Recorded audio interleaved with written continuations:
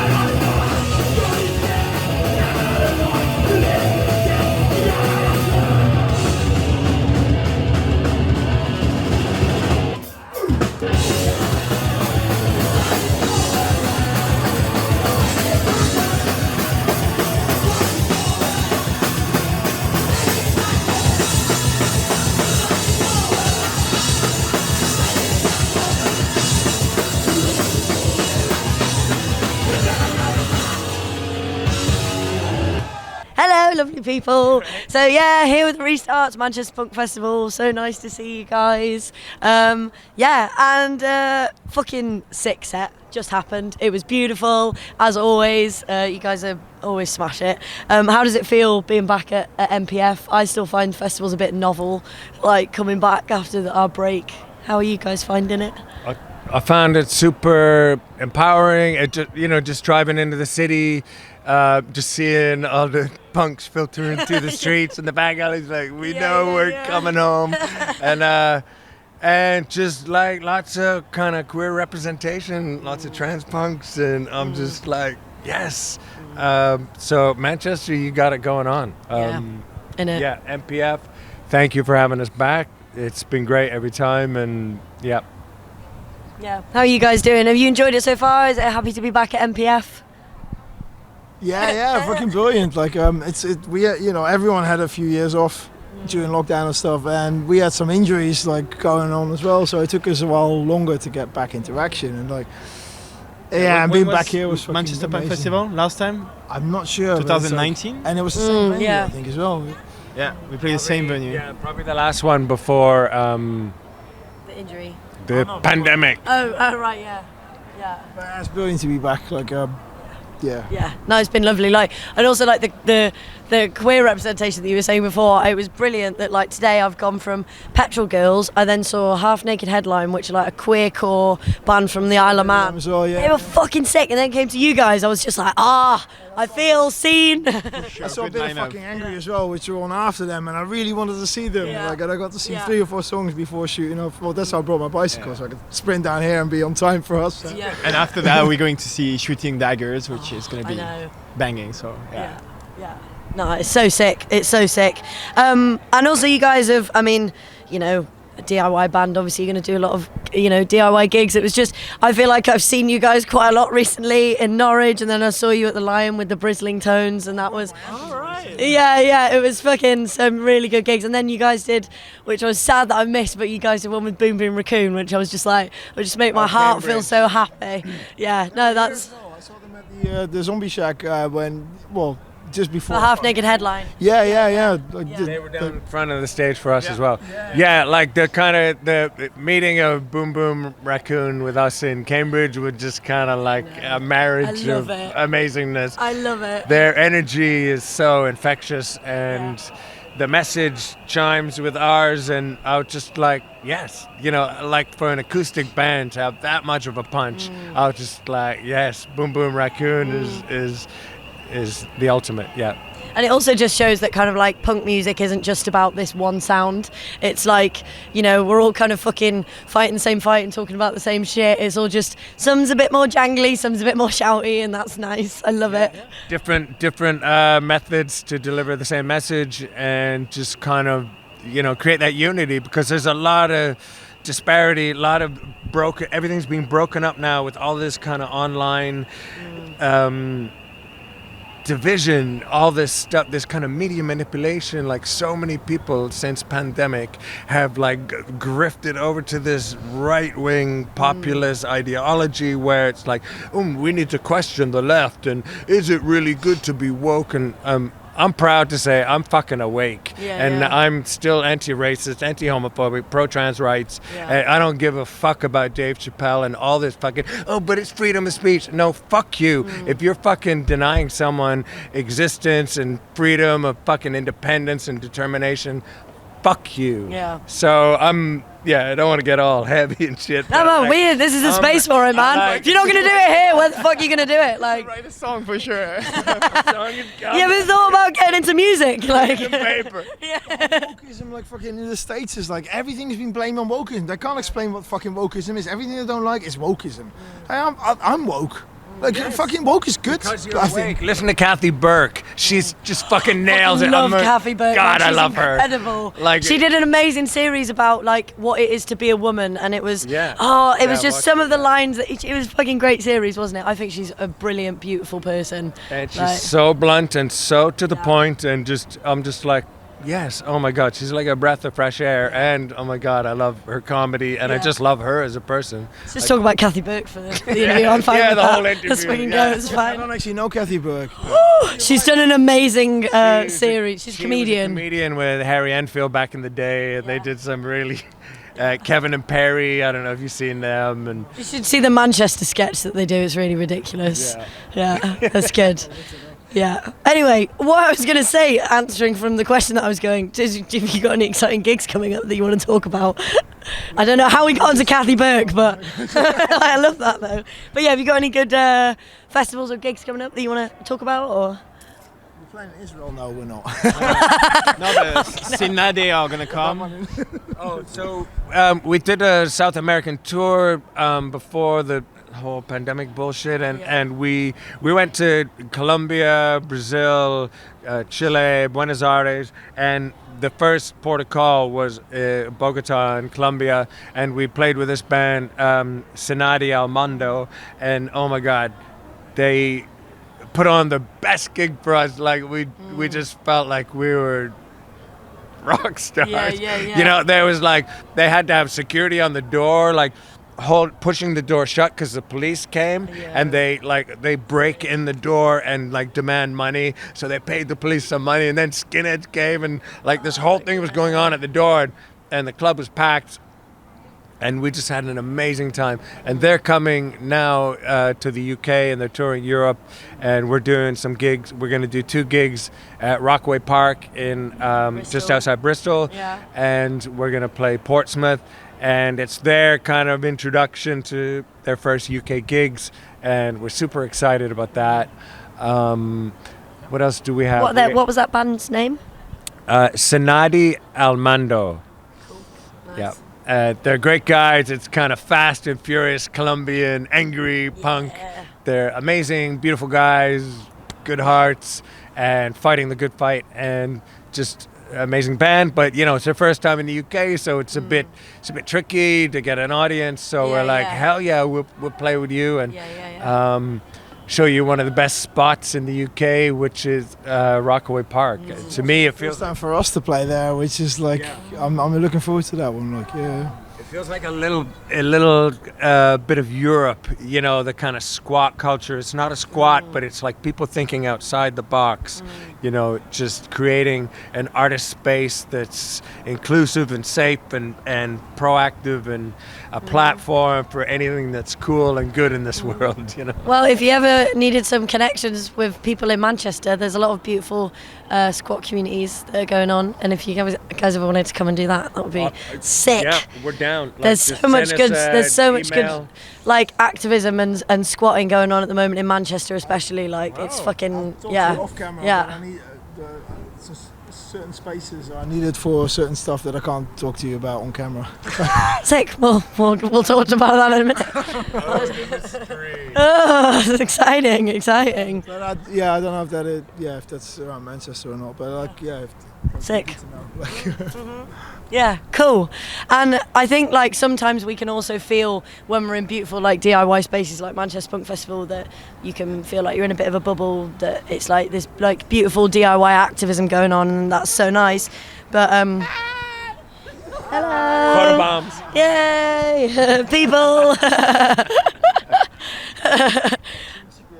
Yeah.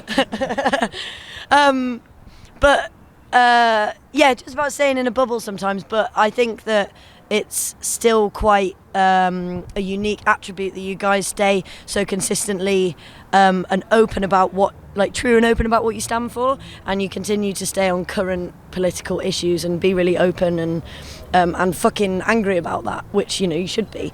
Just one of the things kind of bringing it to Manchester, that you put a post up about the shutdown of the Albert Ferrati site in Oldham, and just that you guys talk a lot about what's going on in Palestine and Israel, and I think that that's just brilliant. Is there anything that you wanted to talk about with that, with what's going on? I think it's a subject a lot of people try to avoid because they think they don't know enough about it, and like a general thing that Zionists would throw into the conversation would be like, it's so complicated, like, but it isn't. It's kind of really simple. It's an apartheid fucking system. That's the first thing about that's going on over there with the Elbit. As with regards to Elbit, like, if there's anything you want to do from the UK side of things to influence or to fucking to do something about stuff, like Elbit is the perfect target. It's probably the only. Well, there's more targets, but like Elbit is like it's the most evil fucking arms company in the world, I think. In my And the fact that Barclays are now fucking funding it, it's like, it's just insane. It's like all of this is like right on our doorstep, and you can do things about it. Like, but it's disgusting as well. Like,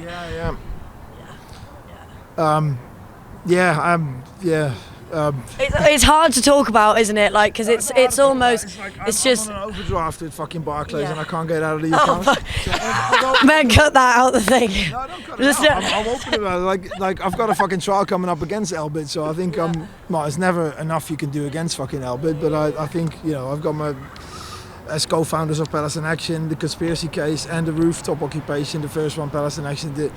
I've got a trial coming up for that in November, which you know. But Barclays, like, unless I get rid of my overdraft, and since the fucking you know, my financial situation isn't good enough to fucking escape from that fucking shit. Otherwise, I would for sure. Like, but just moving bank account, obviously, I'd encourage everyone to do that. But it's no, fuck Barclays, but yeah. But I think it kind of seeps in everywhere. You can't be 100% pure, and anyone that says they're totally pure, it's like, so you have to do the best you can as a consumer. We're all consumers. We live in a capitalist society, and so you just have to make informed choices to say, you know, like when I go to the grocers and I see like, oh, I'm buying some herbs or whatever, and then this corianders from Israel, I'm not gonna fucking buy that. And because we support the BDS, not because we have a problem with anybody that lives in Israel or Tel Aviv or our Jewish friends. We have a lot of Jewish friends. And it's not anti-Semitic. No. We're just making a stand to say, taking an informed choice, and companies that. Yeah, it's a very difficult thing to talk about, and it's easy to be shot down by someone that is pushing that anti-Palestine lobby. But, you know, we're okay to stick our necks out and have that conversation because at the end of the day, we love all our Jewish friends, and there's a great punks that live in Tel Aviv and that travel back and forth between Moscow and stuff that we know very well. And they're like, can you please come and play Tel Aviv? And we're like, no, we want to respect the BDS boycott. And, you know, we will play a benefit anywhere, you know, to support that, but it's not inside the undeclared borders of Israel. Yeah. Like, no fucking way ever. Like, I mean, yeah. If once Palestine is free, which kind of would mean like when Israel would accept anyone as, when any Israeli citizen is equal, not dependent on their ethnicity, religion, basically. Like, you know, I can't. Like, you can't play, personally, I can't play a gig in Israel if like certain people are not allowed to go to the gig. Like, I don't care if they want to go to the gig or not, but if, like, you know, I didn't go to the Dead Sea when I was in Palestine. Like I was there for over a month and a half, actually, like, on purpose, because I found out that like Palestinians are restricted to go to the Dead Sea, which is an occupied fucking Palestine. Well, the whole of Israel is occupied Palestine from a certain year, but like, no, I'm not going to go there until Palestine is free. I'm not there on a fucking vacation. Like, But yeah. I think it's brilliant that it's talked about more and just so openly, because these things can be really tiptoed around when the fact is like 88 Palestinians have been killed since the beginning of the year. And why is that something that should be tiptoed around? That's, you know, just to like move on to like a slightly different subject, but as a band that formed in the mid-90s, you've obviously seen a lot of like political change, and I just wanted to ask like how you feel the punk scene has changed or how it's not changed, and also if you wanted to talk about attitudes about being queer, because you're very openly kind of talking about queer issues and supporting the queer community. Do you feel that punk scene has changed, not changed, you know? I mean, it's kind of it's changed for the better. I see a lot more representation of more diversity, more queer representation, trans representation. So yeah, I feel it's way better. It was like when I moved here in '88, it was fucking chaos, and I loved every second of it. I wasn't out, but like, you know, it was.